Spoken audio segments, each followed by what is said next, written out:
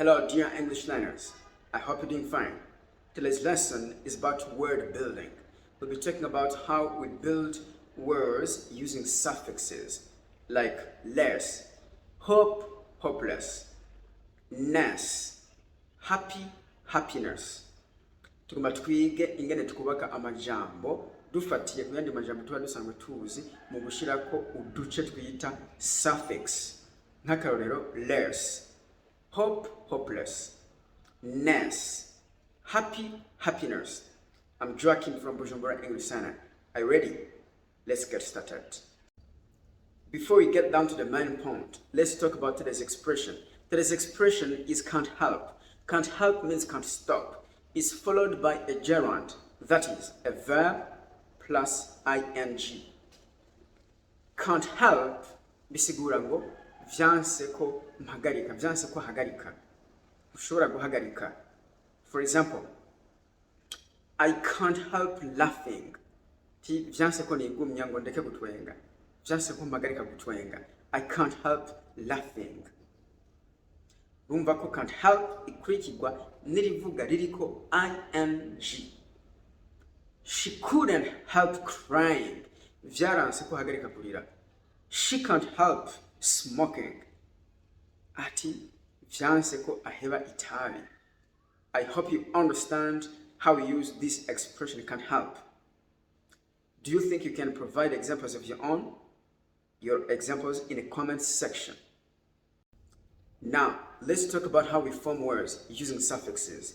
Unareka tuvuge ingene kwubaka amajambo dukoresheje udushe twita suffix. We start with how we make adjectives from nouns and verbs. And the first suffix I talk about is less. Duhere kuri suffix less. For example, hope, hopeless. Hope bisigura icyizigiro. Hopeless bisigura ko atacizigiro umuntu afise. Less ifise insiguro yerekana ko ico kintu ataco. It has a negative meaning. Hope, hopeless. I am hopeless. Nta cyizigiro mfise. Umva ko insiguro iri negative. Sleep, sleepless. Sleep ni itiro. Sleepless byumvikana ko utajyana tatiro ufise.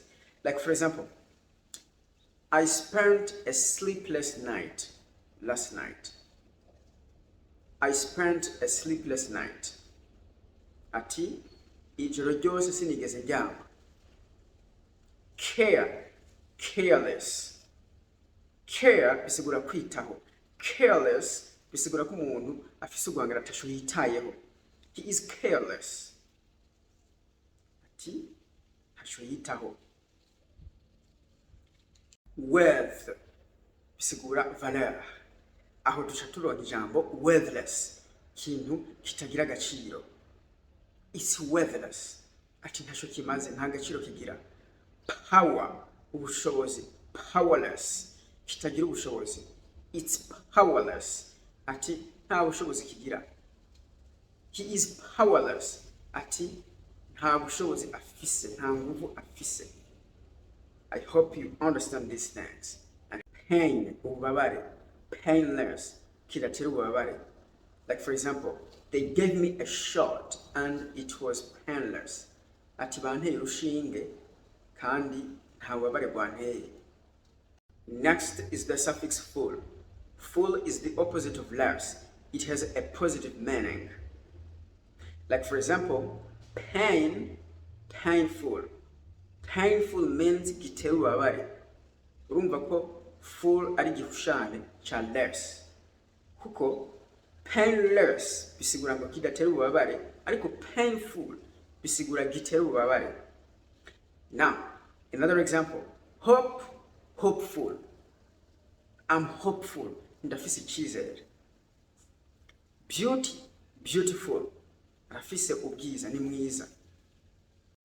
Care, careful. Careful bisigura ngo yitaho ibintu canke yama agavye. Akorana ibintu bwitonzi. He is careful.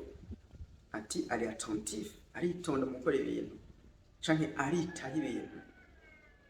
Yes, I hope it's understandable. Peace, amahoro. Peaceful, umunyamahoro. He is peaceful, ati ni umunyamahoro. Harmful. Harmful bisigura ngo kiri nuisible, gishobora kugira ingaruka mbi. Tobacco is harmful to your health, ati itabi ni ribi ku magara yawe. I hope you understand how we use this suffix full.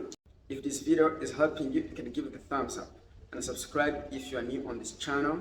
And also don't forget to provide your own examples of words that you form from other words using these suffixes we are learning. Nimba wakunze video, ufishonde kuri like, ukabiri mushasha naho, ntugire ndafyanza kuri subscribe, ariko kandi wibuke gutanga uturorero muri commentaire twerekana amajambo wowe ubwawe wiyubakiye ufatiye ku majambo usanzwe uzi ukongerako aya ma suffixes turiko turiga. Thank you very much. Let's continue. Next is the suffix ive. Here we take a noun or a verb and add the suffix to form an adjective. For example, effect, effective. Effective means efficacy. That is an effective way of teaching. Ati ubwo ni uburyo bwiza bwo kwigisha. Expense. Expense dépense. So we get expensive. Kizimvye. Life is expensive nowadays. Ati ubuzima burazimvye muri iyi minsi. Information, amakuru. Informative. Informative means gitanga amakuru mashasha. This video is informative. Ati iyi video yatanga amakuru mashasha. Canke nayikuyemo ibintu bishasha. It's informative. Act, gukora. Active. Ari mu bikorwa. He is active. The population is active. Abantu bari mu bikorwa. To decide. Gufata ingingo. Decisive. He was decisive at the last minute. Next is the suffix ous. Here we take a noun and we add the suffix to form an adjective. For example, danger, akaga, dangerous. Giteje akaga. It's dangerous. Ati kiri dangereux. Courage, courageous, courage. He's courageous. Ati ari courage, ararinda, afise umwete, yeah, something like that. Fame, kumenyekana. Famous, yabaye icyamamare. A famous singer, umuririmbyi w'icyamamare. A famous football player, umukinyi w'icyamamare. And so many more. Polygamy, ukugira abagore benshi. Polygamous, afise abagore benshi. Next is the suffix y. We take a noun and we add the suffix y to form an adjective. For example, health, amagara. Healthy. Bisigura ngo afise amagara meza canke tumugira amagara meza. He is healthy, afise amagara meza. Healthy food, imfungurwa nziza ku magara y'umuntu. A healthy diet, regime alimentaire nziza, nziza ku magara yawe. Thirst, inyota. Thirsty, afise inyota. I'm thirsty now. Ti numva inyota. Wealth, ubutunzi. Wealthy, atunze. He is wealthy. Ati afise ubutunzi budasanzwe. He is wealthy, aratunze cyane. Luck, amahirwe. Lucky, umunyamahirwe. You are lucky, ati warahiriwe. He is lucky, arahiriwe. Greed, inda ndende. Greedy, afise inda ndende. That's how we form the adjectives, by taking a noun and adding the suffix y. Next is the suffix ly. We take a noun and we add the suffix ly to get an adjective. For example, month. monthly.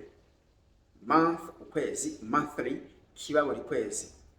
A monthly payment. Paiement mensuel. Ati kuriha biba buri kwezi.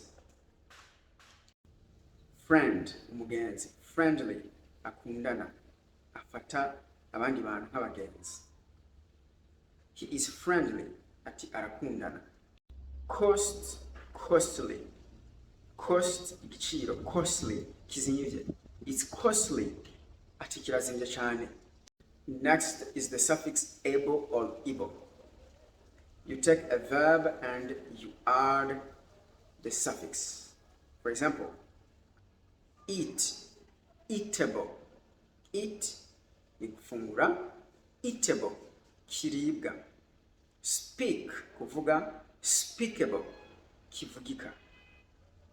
Accept, acceptable, chemewe. That's not acceptable, ati ivyo ntawo vyemera. Comprehend, kutahura. Comprehensible, chumvikana. That's comprehensible, ati ivyo birumvikana. Now I will talk about how we make nouns from verbs and adjectives by adding a suffix. And the first suffix I talk about is ment. Like for example, move, movement, movement. Pay, payment. Arrange, arrangement. Govern, government. Develop, development. Next is the suffix ion or shen. For example, correct, correction. Discuss, discussion, kiago. Produce, production, produit. Repeat, repetition. Add, addition. Next is the suffix ence, A-N-C-E or E-N-C-E. Here we take a verb and we add the suffix to get a noun. You say, for example, perform, performance. Exist, existence. Prefer, preference. Accept, acceptance. The acceptance speech. Ti insiguro yo kwemera ivyo bagushinze. Next is ty or ety. Here we take an adjective and we add the suffix to get a noun. You say, for example, certain, certainty, certitude. Loyal, loyalty, ubwizigirwa. Stupid, stupidity, ubujuju. National, nationality, ubwenegihugu. Secure, security, umutekano. Next is the suffix ness. You take an adjective and you add the suffix to form a noun. For example, kind, kindness, ubuntu. Happy, happiness, umunezero. Ill, illness, ingwara. Blind, blindness, uruhumyi.